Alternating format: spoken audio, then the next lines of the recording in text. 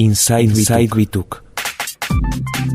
Seguimos aquí en el Platón Music and Food. Como todos ustedes saben, nosotros aquí desde Inside Bituk tenemos como premisa el cuidado del medio ambiente, la vida sustentable, no estar cortando árboles por ahí, porque la verdad que no está bien. Hoy decía, qué bueno, árboles para la leña. No, paremos un poco la mano. Y la verdad que gracias a Guillermo García, el ingeniero Guillermo García, conocimos y hoy nos visita el ingeniero agrónomo, especialista en ciencias del territorio de la Facultad de Arquitectura y Urbanismo, el ingeniero Alfredo Horacio Benassi, para contar un poco y hablar sobre, yo digo árboles, pero en realidad me parece que el tema es un poco más amplio. ¿No es así, Alfredo? ¿Cómo estás? Bueno, sí, muchas gracias por invitarme. No, por favor. Estoy muy bien y muy contento de estar acá. Te viniste de verde, me encantó. Sí, claro, primavera. Es verdad. Es una indumentaria temática. Es verdad, está muy bien, está muy bien. A ver, el tema árbol es un tema muy amplio, ¿no es cierto? Sí, claro.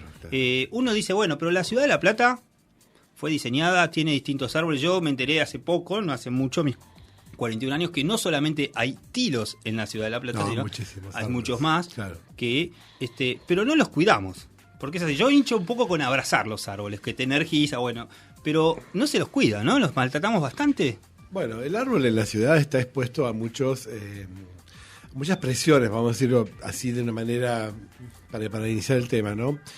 Porque claro, en la vía pública hay a veces actitudes aprensivas, o a veces, algún vecino que no sé, por alguna razón no quiere.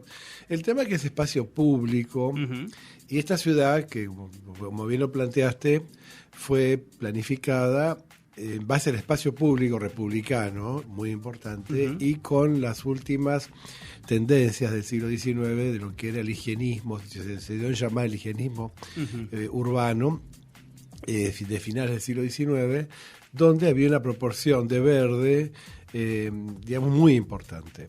Entonces, eso hizo que esta ciudad, en el casco fundacional, tuviera una provisión de verde realmente notable, y un privilegio. Y con los años, cuando se fue consolidando ese patrimonio, se fueron incorporando distintas especies que fueron dando una diversidad florística y botánica, en realidad, es sorprendente, ¿no? Y uno de los introducciones fue el proyecto de esta ciudad introdujo, por ejemplo, los tilos, ¿no? Sí. Claro. Entonces de allí que ha quedado tan marcada la figura del tilo y el nombre del tilo con la ciudad de La Plata, la ciudad de los tilos, de la diagonal, universitaria, yo a veces los lugares comunes, pero que son verdad, es verdad. Pero ahora yo le agrego, Alfredo, yo digo la ciudad de las diagonales, los tilos y los edificios, porque cada vez hay más edificios. Claro, bueno, sí. Lamentablemente, ¿no? No, sí, lo que pasa es que la ciudad, eso se denomina densificación en altura. Y bueno, de alguna manera, esos son temas más de los urbanistas. Yo soy paisajista, por lo tanto yo veo el verde.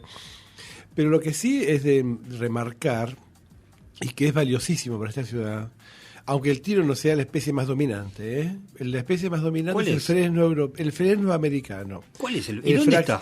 El fresno, por ejemplo, acá, frente a este radio, hay un fresno. Por ejemplo, es el que abracé yo la otra vez el día. En serio, el Día Mundial del Árbol, viste que estuvo hace una semana. Claro, este es un fresno. Un fresno, mira. Sí. Hay dos fresnos aquí en la ciudad de La Plata, que es uno el fresno europeo, que se llama Fraxinus excelsior, y de hoja más chiquita, más verde oscuro, y el de hoja más grande, más clara, es el fresno americana, ¿no? Fraxinus pennsylvanica. Y pero el tilo sí ha dejado una impronta en la ciudad, y realmente una de las características que tiene es que cuando esta ciudad cumple años, huele a tilos. Y eso es algo maravilloso, ¿no? Es verdad. Es maravilloso. Después están los jacarandá también. Sí, los jacarandáes fueron plantados en la década del 30 al 40, en la diagonal 73 especialmente, sí. Que también la embellecen de una manera... Sí, claro. Yo recuerdo, yo fui director de Espacios Verdes en la gestión del 87 al 89, y me acuerdo que nos tocó reponer los jacarandáes en la diagonal 73, y que era un privilegio, por supuesto, restaurar algo tan bello como es esa diagonal, ¿no? Que ahora, en noviembre vamos a ver toda alfombrada de lila. Exacto. Que digamos, es un paisaje fantástico. ¿Cuántas especies hay en la ciudad, más o menos? No, hay muchísimas. Muchas, ¿no? Porque están los naranjos también. No, los naranjos, los plátanos, hay olmos. Algunas no están aconsejadas han demostrado que no son convenientes, ¿no? Para el arbolado de delineación en veredas, pues son demasiado grandes o traen algunos trastornos. Pero bueno, sí es verdad que esta ciudad fue pionera en el verde, y fíjate una cosa, qué notable, ¿no? Hoy, en el siglo XXI, vuelve esto a estar otra vez en discusión por la mala calidad de la vida urbana en el mundo, ¿no? Y esta ciudad vuelve a ser otra vez ejemplo, ¿no? Porque, ¿en serio, Albert? Sí, lo es porque tiene una proporción de verde. Y una cosa que hay que pensar, y me parece fantástico, que esta ciudad fue igualitaria en muchos sentidos. Y vos vivieras donde vivieras, tenías la misma calidad urbana, vivas en el centro o en el borde de la ciudad. Y esa igualdad de calidad de vida me parece que es algo a lo que debemos aspirar. Cuando decís calidad de vida... Me refiero a calidad urbana, ¿no? Bien. Es decir, espacios, calles anchas, veredas anchas con árboles, con rambla con árboles, y a cada 3 cuadras lo máximo una plaza, un espacio verde, o un parque o una plaza. Esa igualdad de calidad de vida es algo que no solamente no fue superado, siquiera fue igualado. Fíjate que pasaron muchas cosas, que toda la expansión del siglo XX, pues este modelo fue planteado en el siglo XIX, pero se consolidó durante el siglo XX. Empezó básicamente la forestación urbana en La Plata en el año 1908, para poner en buenos términos, digamos, en términos aceptables para el primer centenario. Y ahí empezó el ingeniero agrónomo Ramón de la Llosa, que fue el primer director de Espacios Verdes, designado precisamente en 1908. Mira. Y a partir de ahí empieza este proceso forestal, paisajístico forestal extraordinario. Y bueno, eso hizo que fuera tan importante que, a pesar de los maltratos, descuidos, a veces prácticas no tan adecuadas, este error todavía persiste, pero yo pienso que tomar conciencia, porque precisamente, como decíamos recién, ¿no? Una ciudad que vuelve a ser ejemplo tiene que ser ejemplo también en el cuidado, no solamente en el espacio diseñado. Albert, vos decís, tiene que ser un ejemplo. Yo, por ejemplo, la otra vez mencionaba la poda que se hizo en calle 57, mi viejo colegio Sagrado Corazón. Desgarradora. Todavía están así, todos pelados, casi. Además que la calle parece vacía. Uno que yo pasé 12 años, ¿no? Por esas cuadras. 57, estoy hablando de para los platenses, 57, 8 y 9, Sagrado Corazón. Exactamente. ¿Qué árboles son esos? Son plátanos. Son plátanos. Pero fíjate espectaculares, pero sí, una cosa importantísima. Hicieron un desastre. Mira, es así el tema. Precisamente son prácticas inadecuadas, porque hay que reconocer que hay una fructificación, una infrutescencia que tiene el plátano, que son las famosas pelotitas o bolitas que causan una molestia ahora, precisamente en noviembre. ¿No? Claro. Sí. Lo que hay que hacer es duplicar o triplicar el barrido. Pues si vos lo barrés no tenés eso, en vez de podarlo, ¿no? ¿Por qué?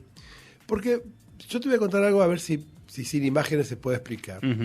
El viento, por ejemplo, es uno de los factores, es uno de los elementos del clima, que cuando el viento sopla, digamos, en el campo, tiene lo que se llama flujo laminar, es decir, hay velocidades distintas del viento. A ras de tierra tiene menos velocidad, a 1 metro tiene más, a 10 metros tiene más, o sea, la velocidad del viento aumenta conforme a la altura, pero siempre se comporta como si fueran láminas paralelas. Cuando ese viento enfrenta una ciudad, se encuentra con lo que se llaman sólidos. Sólidos son los edificios, las casas.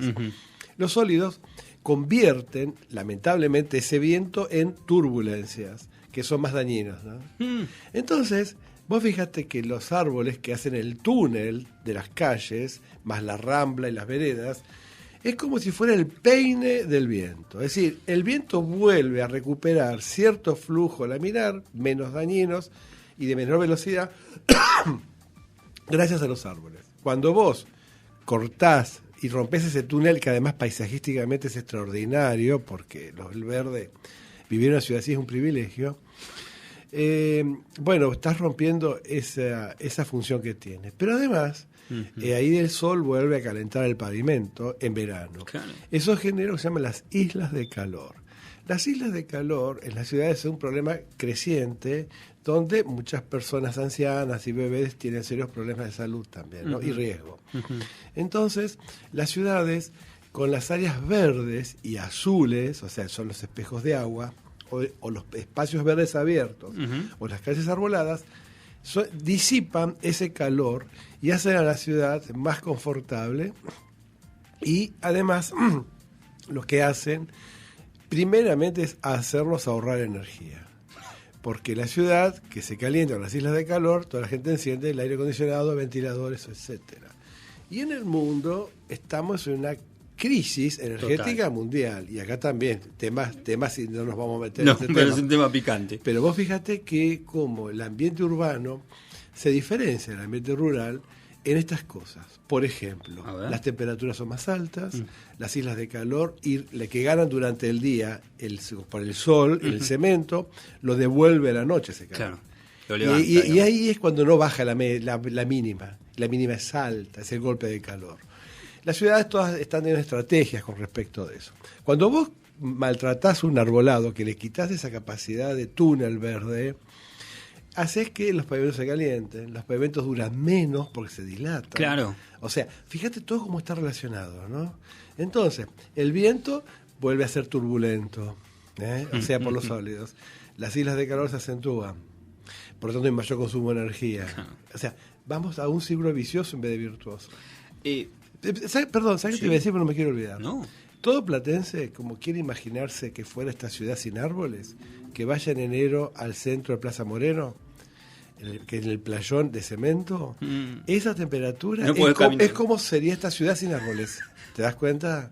Sería así sin árboles. O sea, lo necesitamos. Sí. No es que, yo siempre digo esto, no es que los árboles te gusten o no te gusten. Yo personalmente los amo, es mi vida, es mi profesión. Pero no hay nada más lindo que sentarse abajo de un árbol. Pero ponele que a alguien no les guste. No es un problema que te guste o no. El problema necesario. Necesario. Claro. Que quede claro, porque nos da lo que se llama, Guillermo, servicios ambientales. El servicio estético es un servicio. Claro. Pero el servicio ambiental son estos. Es más importante. Claro, además, fíjate una cosa, los árboles por fotosíntesis y las plantas en general, todas, la clorofila, fija dióxido de carbono, que es uno de los gases efecto invernaderos, en un sitio donde es emisor de dióxido. Cada auto emite dióxido, además de otras cosas, ¿no? Como plomo a veces. Bueno, esto es medio prohibido eso ahora. Sí. Pero, entonces, fíjate cómo todo va redundando en entender que el árbol es nuestro primer amigo, sería, para vivir mejor. Digamos, así como el perro se dice uno, es mi mejor amigo, el árbol tiene que ser nuestro mejor amigo también. Exactamente. Ahora, Alfredo, ¿por qué pasan estas cosas que... Yo siempre me acuerdo, dicen, las podas se hacen en los meses que no hay R. ¿Eso es verdad? Rompamos ese mito. Es así. Hace pocos empezaron a... Perdóname, que en Diagonal 73 yo iba caminando con mis hijas, hará 2 semanas, también, podando y dejan las... Es el momento de la poda. No, pero es que además partamos un poquito antes. Según el árbol también, ¿no? No, es que ¿de dónde sacás que los árboles se podan? Porque está instalado culturalmente. La poda del árbol, el árbol no necesita poda, que quede claro. Ajá. Nosotros necesitamos, digamos, prolijar algunas cuestiones que el árbol nos puede, por ejemplo, tapar una luminaria, o por ejemplo, invadir un techo, por ejemplo, para que no caigan hojas y tapen los pluviales. Claro. Pero el árbol no necesita poda. ¿De dónde se sacó que los árboles necesitan poda? Se sacó de una tradición que es la producción de frutas o de uva. Ajá. Cuando el hombre cultiva árboles frutales, en general todos, se los poda para que tenga una mayor eficiencia, digamos, de producción, pero además también para que tenga mayor comodidad de cosecha. Ajá. De seguir, ¿no? Sí. Entonces, eso se piensa que el árbol lo necesita. El árbol evolucionó como una especie viva, como un perro, como nosotros, como un ave, como un reptil, no importa lo que sea. Entonces, el árbol es un ser vivo que no necesita de la poda. Más aún, la poda le resta vida útil. Claro. Porque vos cuando haces una poda mal hecha, significa que vos cortás ramas que superan los 5 centímetros, por ejemplo, ya por muchos años no cicatriza y expone el leño. El leño es como si fueran nuestros huesos. Entonces cuando hay un leño expuesto, ahí empiezan a actuar hongos y bacterias xilófagos se llaman, o sea que comen madera, y empiezan a ahuecar el árbol. El árbol se ahueca, pierde estabilidad, después se cae y muere antes. Entonces estamos acelerando que en vez de vivir 200 años vivirá 70, 80 o a veces menos, ¿no? Entonces, fíjate, todo el mundo cree que le hace bien. Entonces, de repente hay que reconocer que hay muchos vecinos que les molesta este polvillo del plátano. Bueno. Entonces piden poda, porque, claro, les molesta eso. Y la poda no es la solución, porque vos podás acá y la otra cuadra pasa lo mismo. Claro. Entonces lo que hay que hacer es barrer las frutescencias antes de que los autos las rompan.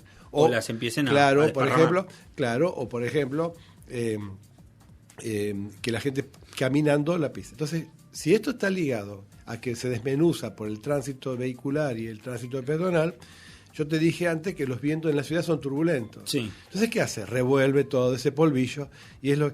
Entonces, si vos barres y regaras, por ejemplo, que saliera acá mucho. No se riega. No, pero regar para que no vuele. Para que no vuele, claro. Entonces, fíjate, sería más barato que gastar en un contrato de podadores, porque esa plata de los podadores hace falta para plantar árboles. ¿Me explico? Los recursos de un municipio son recursos sociales, los pagamos todos nosotros. Entonces, la primera responsabilidad de los funcionarios públicos es hacer un buen uso técnicamente adecuado y económicamente eficiente de esos recursos financieros, económicos son todos nuestros.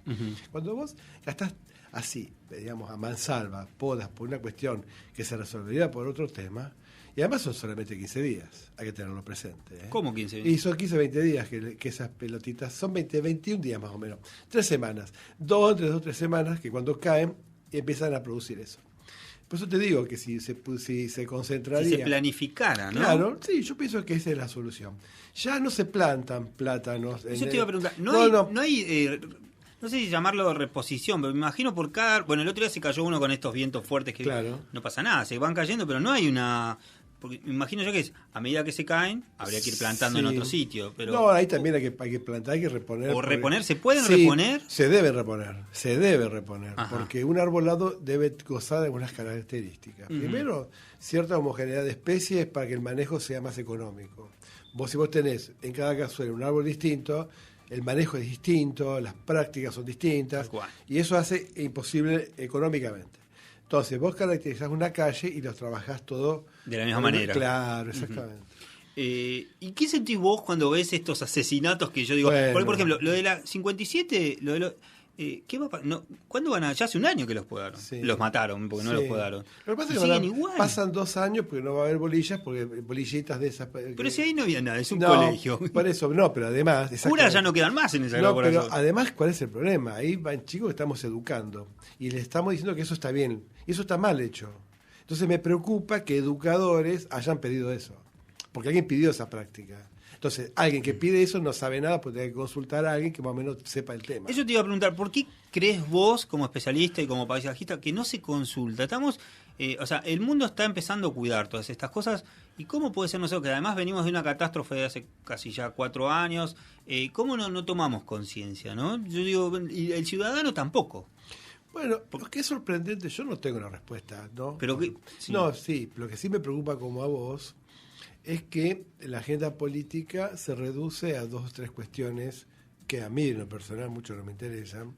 A mí me interesa una agenda política que hable del día a día, donde se genera empleo, donde hay calidad, donde sabemos que no respiramos ni aire contaminado, ni comemos ni carnes, ni agua con contaminantes, ni alimentos con agroquímicos, ¿no? Y vos parecía que fuera Argentina un mundo feliz. Y yo no estoy realmente, fíjate, estamos en la casa de los alimentos acá, ¿no? Y fíjate, yo no tengo garantía de que los alimentos por hoy nos tengan agroquímicos que perjudiquen la salud de nuestros hijos y la nuestra. Entonces yo quisiera una agenda política de esas características y no la que veo últimamente, que no me interesa para nada. Pero esto es una posición personal, ¿no? A mí me interesa una política que resuelva problemas estructurales a largo plazo. Y bueno, hay cierta farandulización que a mí no me interesa. Alfredo Benassi escribió un libro Ah, sí. ¿O no? Cada vez que dice maestro su librito. Que se llama Ciudad Botánica, Oasis del Desierto Urbano. ¿Es así? ¿Se llama así? Se llama así. ¿Y en qué consiste? Que acá lo tengo en mis manos. Sí, es un ensayo que proviene de mi tesis doctoral originariamente. Ajá. Y donde yo hice una retrospectiva del paisajismo y analicé el paradigma histórico. Y bueno, lo que expreso allí es que bueno, el paisajismo surge como una respuesta, como una ingeniería a los conflictos ambientales y sociales de la revolución industrial. Esto es en el siglo XVIII, empieza en el siglo XIX, especialmente cobra estatuto en el urbanismo. Y bueno, surge en esta necesidad de hacer más sanas las ciudades. Entonces se proyectan en las ciudades el agua en red, las cloacas, los bulevares para que el transporte sea más ordenado, porque era un tema severo, los albañales pluviales y el arbolado. Era un paquete tecnológico, un combo, vamos a llamarlo así, tecnológico, que hizo que las ciudades dejen de ser peligrosas, fíjate en qué, en el tifus, el cólera, básicamente, y adaptar al centro de las ciudades a un nuevo transporte entonces, que era el ferrocarril. El ferrocarril ingresó en el siglo XIX a las ciudades y vinculaba el centro de una ciudad con el centro de otra ciudad. Entonces, esa revolución urbanística, donde surge el urbanismo precisamente, el paisajismo surge como una práctica de una ingeniería y un proyecto en generar áreas verdes, recreativas, arbolados, bulevares, 4 líneas con las veredas. Y ahí surge eso entonces como respuesta a la salud pública. Hoy ¿qué tenemos? Dengue, Zika y la que no sepamos. Es la que no sepamos. Y hoy también el transporte es un tema crítico, fíjate vos, ¿no? Y otra vez la calidad del aire, del agua también es un tema. Entonces yo me di cuenta, llegué a la conclusión de que hoy tenemos la necesidad de replantear este paradigma que sigue siendo irreemplazable la vegetación en la ciudad, pero ante escalas urbanas que se llaman territorios megalopolitanos. Ya no son ciudades donde viven 1 millón de habitantes o 500.000 habitantes, sino donde viven 15, 20 o 30 millones de habitantes.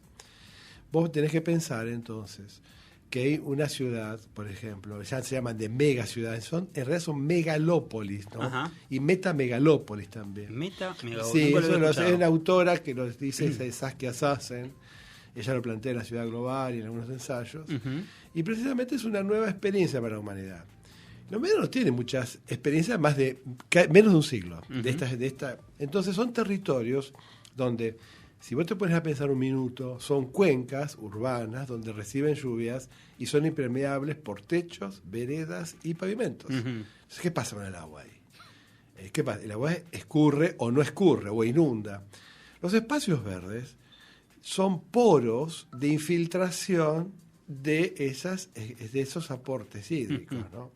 Entonces, por un lado, los espacios verdes harían falta, en primera instancia, para tener un cierto manejo y regulación de las crecidas urbanas. Primer tema, fíjate, esto lo resolvió Curitiba ya.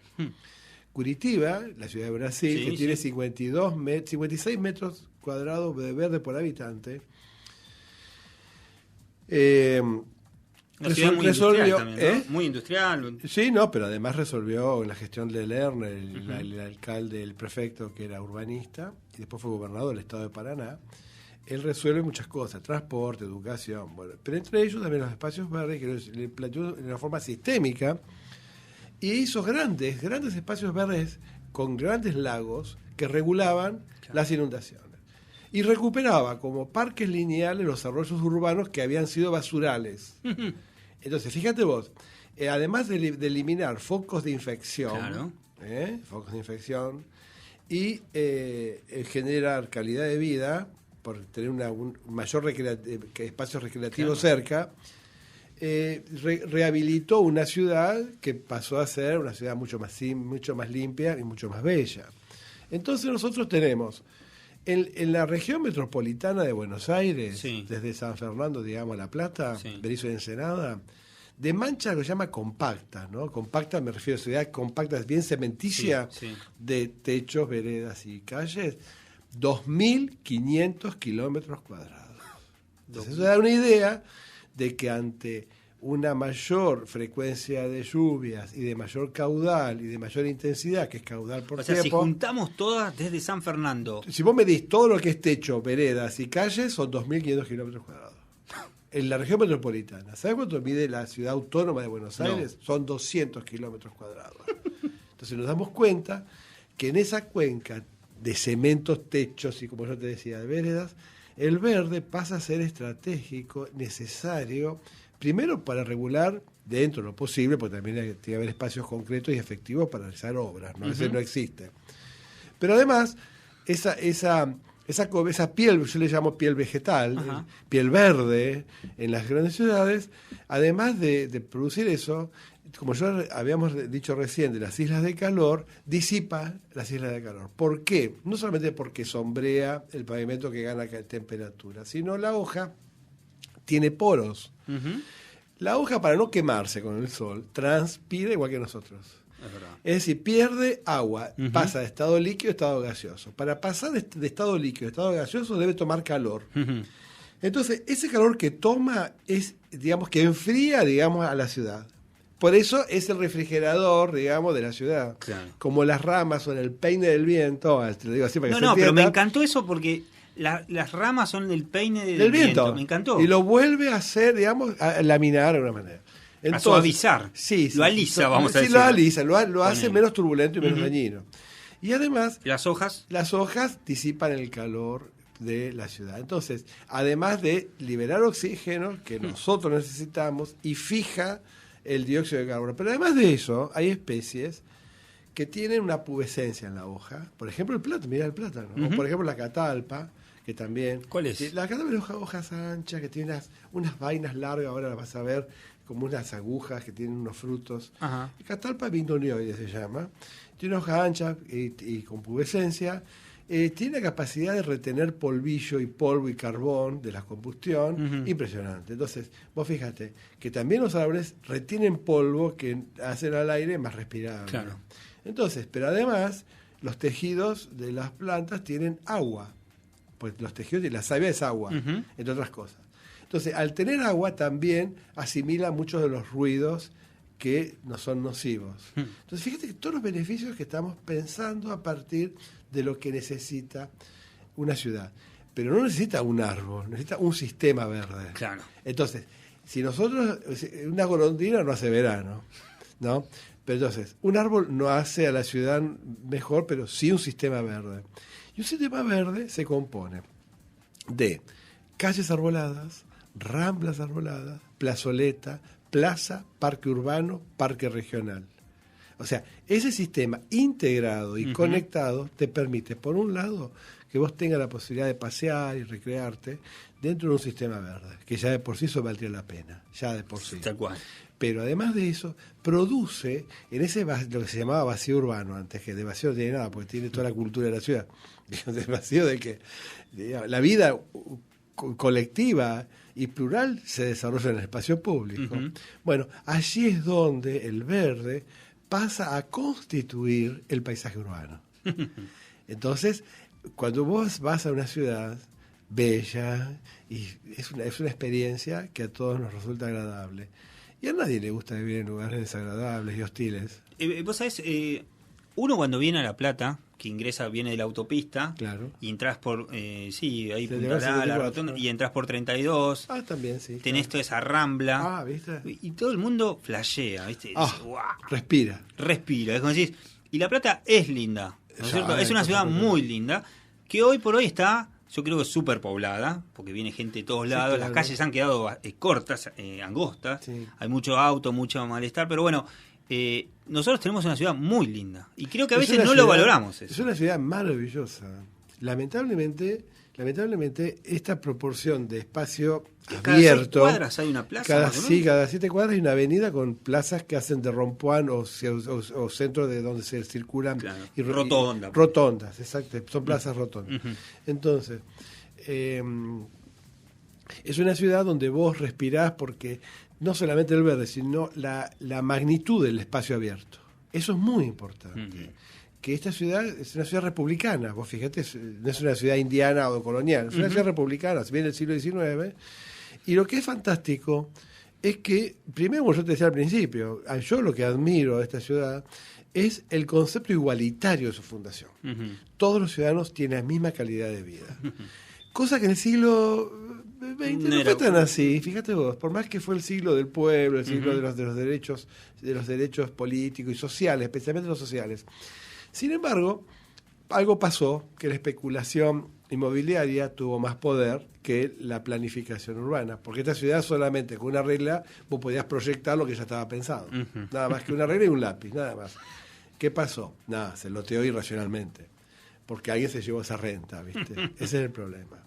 Entonces, eso me parece que son cuestiones a tener en cuenta y quizás ver de qué manera se pueden remediar o por lo menos mitigar en algo, ¿no? Tomar un poco de conciencia también, ¿no es cierto? Sí, y amar. Vos lo dijiste hoy. Cuando vos dijiste, yo me quedé pensando que vos dijiste que vos te abrazabas a los árboles. No, ¿en serio? No, yo a mis hijas les hago abrazar a los árboles. Sí, y ¿sabés qué pasa? Yo me quedé pensando. Digo está loco, Guillermo. No, ¿sabes qué dije? Mira, Guillermo, yo dije, este tipo tiene razón. Así no, tiene razón porque cuando uno abraza, cuando ama. Exacto. Bueno, ¿querés que te diga? Es verdad, algo tan simple. Yo creo que ese es el tema. Si uno abraza, quizás, estoy pensándolo ahora en voz alta, ¿no? Sí. Quizás uno profundiza ese amor con estos representantes de la naturaleza, que es una naturaleza seleccionada. Nosotros le debemos la vida a ellos también. Claro, por supuesto. O sea, si nosotros no tenemos aire, es lo más importante. Sin aire... Bueno, pero también, además, o sea, fíjate una cosa, no puedo olvidarme que estoy en la casa de comida, en una escuela de comida, academia, ¿no? Sí. Es fantástico. Pero todos nuestros alimentos provienen de las plantas. Claro. Todos. Porque así hasta cuando comemos carne, ese animal se alimentó de plantas. Entonces, la ecuación trófica, como se dice, empieza con la energía del sol captada por los árboles, las plantas, todas ellas, por supuesto, la clorofila. Y a partir de allí se produce toda la cadena alimentaria. Nosotros formamos parte de un eslabón más. Estamos arriba, pues nos comemos a todos, parece ser, ¿no? Pero sí, yo pienso que hay allí un estado de conciencia y yo pienso que hoy las nuevas generaciones, por suerte, en ese sentido, yo pienso que son más de avanzadas. Se está tomando conciencia, ¿no? Sí. Yo lo veo, por ejemplo, a mis hijas que me dicen, no derroches el agua. Claro. La otra vez yo siempre cuento la misma anécdota. Lavándole los dientes a la mayor, me dice, papi, no, cerremos la vainilla, no derrechemos el agua. Y yo, a mí no me enseñaban eso. Y digo, bueno, es un pequeño cambio, ¿no? De a poco, con las generaciones que vienen. Fíjate, tu hija te están educando. Sí, eso es genial. Sí. Es la única manera de educar a los grandes con los hijos. Y sí, porque decís, bueno, y ahora yo cuando estoy solo, ¿viste? Lo que pasa es que los adultos tenemos la responsabilidad de ser custodios de una buena educación de todos los... Aunque yo no tenga hijos, yo soy docente, ¿no? Entonces, fíjate, yo pienso que los adultos tenemos que dar ejemplo, primero, de buen trato. Yo creo que el buen trato no se negocia. Yo creo en una sociedad donde el buen trato y el respeto debe ser básico. Sí. Que no me gusta esa cosa chabacana, esa cosa hasta violenta, que no me van a ver en la tele, porque realmente los chicos ven eso y digo, yo no entiendo, porque te quita calidad de vida. Porque cierto refinamiento no es un adorno, es calidad de vida. Tiene que ver con que vos tratás bien al otro. Exacto. Y eso me parece que es algo que tendríamos los adultos que machacar, como se dice, machacar eso. Porque el mundo está en riesgo en el sentido de que somos 7.000 millones de almas en este planeta, quizás más, por supuesto, ¿no? Nunca se sabe del todo, pero seguramente más. Y si nosotros no tomamos conciencia, el planeta no aguanta. Porque esto ya no está aguantando. Por eso, lo del cambio climático, lo que nos está diciendo es decir, muchachos, se terminó la joda. Pónganse las pilas. Pónganse las pilas. Esto no aguanta así. Pues si vos querés consumir, por ejemplo, como un habitante, por ejemplo, de Nueva York o de París, si el mundo consumiera de esa manera energía para tomar el subte, bajar el ascensor, comprarte el suéter, la comida, leer el diario, o la internet, o el wifi, lo que sea, haría falta 5 planetas. Y no tenemos 5 planetas, porque hay algo que hay que decirlo, por más de perogrullo que sea, que hay un solo planeta, no tenemos otro. No es que nos podemos mudar. No, claro, de verdad. Pues sí, hacemos una nave, sí, ¿para dónde vas? ¿A dónde vamos? No sabemos si hay oxígeno, Claro. no sabemos si tiene un núcleo de hierro que produzca la magnetofósfera y todo ese tipo de cosas. Bueno, ese es el tema, ¿te das cuenta? Entonces, yo pienso que hay que tener rápidamente una toma de conciencia y que tiene que ver con un uso, no de decir, porque se trata de que si somos austeros, si somos una vida racional, hay para todos. Hay para todos. Hay mucho derroche. Hay un estipendio. Me es así. Porque vos dijiste el agua. El agua es el elemento crítico de la humanidad. Hoy, el agua potable. Sí, sí, sí. Y vos para potabilizar agua necesitas energía. Y la energía emite dióxido. O sea, entre otras cosas, ¿no? Entonces, yo soy agrónomo, o sea que yo me formé inicialmente para producir alimentos. Y después, bueno, me dediqué a esto del paisajismo, porque también todo lo que es verde los agrónomos nos ocupamos de alguna manera. Pero mi primera formación es la de producir alimentos. Y es la primera, ¿no? Y el agua es un alimento. Y sí. ¿Viste? Entonces, es escaso. Y no se puede vivir sin agua. No se puede. No se puede vivir Nosotros, con gaseosa. un 70% de nosotros Somos agua. es agua. Es agua, exacto. Sí. Y no lo tomamos. No, es como que necesitamos esos cachetazos, ¿viste? Y hasta ahí. Porque decís, bueno, ya está, ya estamos bien, ¿viste? Sí, alguna catástrofe. Bueno, pero por el eso. El clima te va avisando, pero un día no te va a avisar más. No, pero aparte habría que preguntarse. El clima, el planeta. Tendríamos que preguntarnos todos qué es ser una persona culta hoy, ¿no? Hoy una persona culta, pienso que además de saber de artes y de cosas, no, tenemos que saber algo básico, algo básico de ambientalismo, porque existe el analfabetismo ambiental. Por ejemplo, coincido, sí. Mira, no quiero criticar a nadie porque hay que ser prudente, yo soy prudente, trato de serlo, a veces no me sale, ¿no? Pero yo tengo fotos de sacarle fotos a cuadrillas barriendo el bosque. ¿Y barriendo qué? Hojas. Y yo te voy a decir una cosa, eso no es basura. No, claro. Eso es ciclo del carbono y los nutrientes. Cuando alguien va a mandar a barrer el bosque es un profundo analfabeto ambiental. Y el vecino que pide que se barra una plaza es un profundo analfabeto ambiental.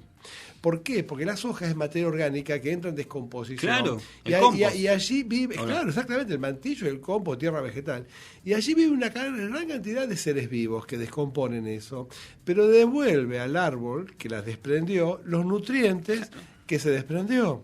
Entonces, cuando vos mandás a barrer, primero que es un gasto de dinero innecesario, claro. Pero además estás cortando un ciclo de la materia y la energía. Entonces, hoy tenemos que tener una actitud docente permanentemente en que hay cosas que sí son basura. El plomo que respiramos, claro, o los agroquímicos que comemos. La comida chatarra que se come. La comida chatarra que se come. Exacto. O, digamos, bueno, el plástico en el mundo, que eso es basura. Pero la materia orgánica que se recicla en un ecosistema urbano como es un espacio verde, señoras y señores, eso no es basura. Me encantó lo de analfabetos ambientales. Me quedo con eso porque yo también me siento de ahora, digamos, en este poco tiempo y con la involucración de la radio, involucrándonos desde aquí como medio de comunicación, he descubierto que es cierto, nos falta cultura ambiental. Y a todos, no solamente a mí, sino a la sociedad, no te digo al platense, a la sociedad, ¿no? La sociedad en general. Que bueno, yo creo que de a poco nos vamos metiendo en ese mundo, nos van educando, gente como vos y como otros. Bueno, pero como decía Freire, el gran pedagogo brasileño, nadie educa a nadie, todos nos educamos juntos. Es verdad. Porque yo también me estoy educando en este instante contigo, fíjate, ¿no? Y todos nos educamos. Cuando nos educamos nosotros. Somos los primeros que nos educamos. Lo que pasa es que llegué a una conclusión, yo después de varias décadas de docente, yo me di cuenta de algo. Mira, yo en las clases que no aprendí algo esa no fue buena clase, no fue una buena encuentro didáctico. Porque cuando uno como docente, lo que tiene que plantear son quizás señalamientos y preguntas. Porque nadie es dueño de todas las respuestas. Yo tengo algunas respuestas desde lo técnico, porque me dediqué los últimos 35 años de mi vida, me dediqué a esto. Claro. Bueno, leí un poquito más que otros. Pero en alguna manera, todos tenemos que enfrentar como un acertijo, como una pregunta, el espacio colectivo que nos une a todos. Porque ¿Viste ese cuento que decía, me contaba mi papá, ¿no? Decía que había una persona que no entendía por qué la gente se desesperaba cuando se hundía el Titanic y se preguntaba, ¿pero por qué se desesperan? ¿Acaso el Titanic es de ellos? Y él estaba en el Titanic, ¿me explico? Quiero decir, un cuento tonto, sencillo, pero que explica que estamos todos metidos en este barco. Es que ese es el tema. Ese es el tema y yo creo que hay que tomar conciencia. Sí, y vos dijiste una cosa, mira, me quedé enganchado con tu abrazo. Porque yo creo que a veces hay cosas que no se entienden por el camino racional, intelectivo, y sí por el afectivo, emocional y amoroso. Yo pienso, por algo el amor es tan importante en la vida de las personas, sí, ¿no? Claro. Y si todos empezamos a amar a esto que tu propia ciudad, tu barrio, tu historia, la historia de tu familia, de tus vecinos, la historia de tu país, y empezás a amar el futuro. Y el futuro es algo que es el resultado de lo que haces, pero también de lo que no haces. Es verdad. Entonces, también hay cosas que no hacemos que generan futuro. Digamos, acumulamos problemas. Exacto. Entonces yo pienso que tu función como comunicador es una responsabilidad muy grande, pero también de una oportunidad enorme, ¿no? Porque uno puede preguntarse, y cuando uno se pregunta, a uno lo ayuda, pero también quizás a otra persona. Cuando alguien te señala algo que uno no sabía, por ejemplo, uno se maravilla con mundos que se descubren, ¿no? A mí esto del paisajismo me llevó a descubrir el urbanismo, por ejemplo, que como agrónomo no lo hubiera visto. Y ahí me encontré con arquitectos, urbanistas, y que es un mundo fantástico. Y así, el del arte, el de la ingeniería, el de los puentes, el de la mecánica, el de la gastronomía, por ejemplo. Así, ¿no? Alfredo Benassi, yo te agradezco enormemente este tiempo que hayas estado aquí en la radio, que nos hayas, primero haberte conocido, conocido tu obra, tu trabajo, y que nos eduques de manera ambiental. Hoy yo ya me fui un poco más rico. Bueno, gracias. Yo también. Y calculo que la gente también, porque bueno, la idea es esa, ¿no? Ir metiéndonos en temas y ir conociendo. Ya sabemos, no hay que podar. Hay que conducir para que no tengamos conflictos. Por ejemplo, como decía con los no techos. No matanzas. No, claro, lo que no hay que hacer es, no hay que ser desaprensivo con las cosas. Las cosas requieren que uno se pregunte algo antes, ¿no? De actuar. Che, ¿está bien esto? ¿Corresponde? ¿Por qué no consulto? Vos no piensa un poquito. Empecemos a consultar a los que saben, ¿no? Y además a veces, por ejemplo, me parece que cuando uno convive, eso se llama urbanidad, ¿no? El arte de convivir es la urbanidad. Cuando uno frena ante la luz roja del semáforo... Ponele que frenan. Tiene que frenar. Cuando uno frena, uno se demora en su viaje, pero eso evita un accidente. Claro. Bueno, a veces nos vamos a tener que soportar alguna incomodidad. Es decir, volviendo al plátano, pobrecito, ¿no? Sí. A veces, son 2 semanas al año que yo voy a tener, pero yo no tengo que ver todos los otros beneficios. Porque a veces la cultura urbana se aleja mucho de lo que es la vida del planeta. Entonces pareciera que el mundo es tal cual la ciudad. Y eso distorsiona mucho. Entonces, a veces somos malcriados los adultos. Entonces estamos acostumbrados a ir en ascensor. Que un día te toque ir en escalera. Yo vivo en un piso 13, imagínate. Y que imagino que tengo que subir 13 pisos. Sí. Pero yo no pienso que estoy 364 días subiendo el ascensor. Que no estaría mal, porque de última haces gimnasia. Bueno, de pronto estás apurado, ¿no? Exacto. Bueno. Pero digo, vos fíjate, 2 semanas... Claro. Es falta de educación. Porque si uno lo tiene metido en la cabeza, no te preocupes. Es decir, ponete un barbijo, por ejemplo, ese día. Yo me lo pongo porque yo soy alérgico. Fíjate vos, yo soy alérgico a las flores del paraíso. Y me broto, no te puedo explicar, ¿no? Me sube la fiebre, pero yo ya voy a mi alergista, claro. Porque la alergia es mía, no es del árbol. Porque si yo digo, corten por mí todos los paraísos de la ciudad, no es posible, porque después sos alérgico a otra cosa. Claro. O al heno, que viene, como el polen del bromus, que viene de las praderas, de las pasturas del campo. No podés, porque están en el aire. Así vos lo quites en la ciudad, están más allá. Y si no es eso, será otra. O sea, uno tiene que tomar la precaución. Es uno. Entonces, a veces hay que tener esa cuestión de cierta incomodidad, porque los beneficios son mayores. Ahora, no nos gusta tener incomodidad. Y bueno, hay un mundo en el cual nos va a tener que enseñar, entre otras cosas, a ser más pacientes todos, ¿no? Tema ese, ¿eh?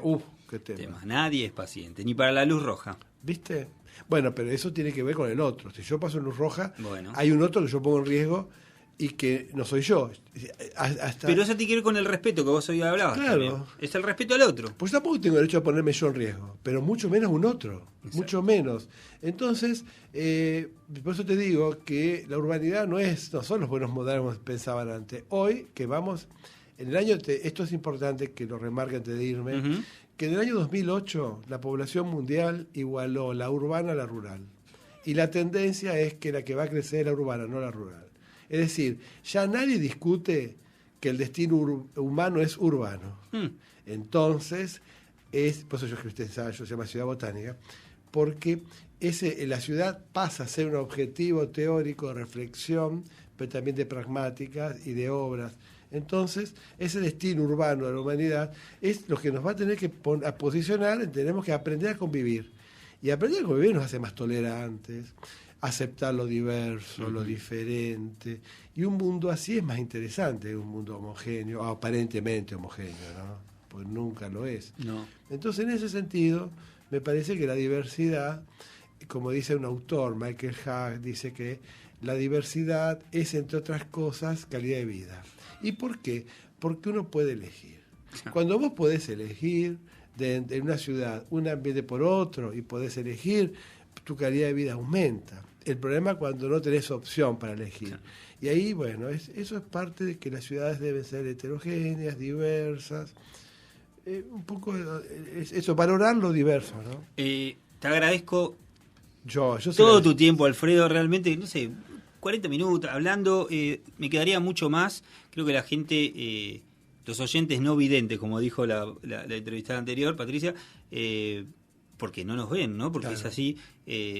Muy rica la charla. Vas a volver a la radio, bueno, obviamente. Las puertas están abiertas. Yo te agradezco esta clase. Gracias. No, gracias. En serio, porque la verdad es así. Yo lo sentí así y espero que la gente también lo haya sentido así. Así que, Alfredo Benassi, ¿la gente te puede buscar en algún lado? ¿Hacerte consultas en Facebook? ¿Cómo?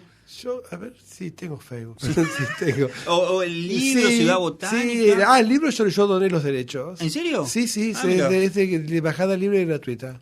Lo doné a la universidad, a la humanidad, y en el repositorio académico de la Universidad de La Plata, vos entras en CDC y pones mi nombre, Benassi, Ciudad Botánica, y aparece y lo bajás rápido porque se baja resolución. Aparte, es texto. Que es un PDF, debe ser. Sí, un PDF, sí. Buenísimo. Y es de bajada gratuita y está bilingüe, castellano e inglés.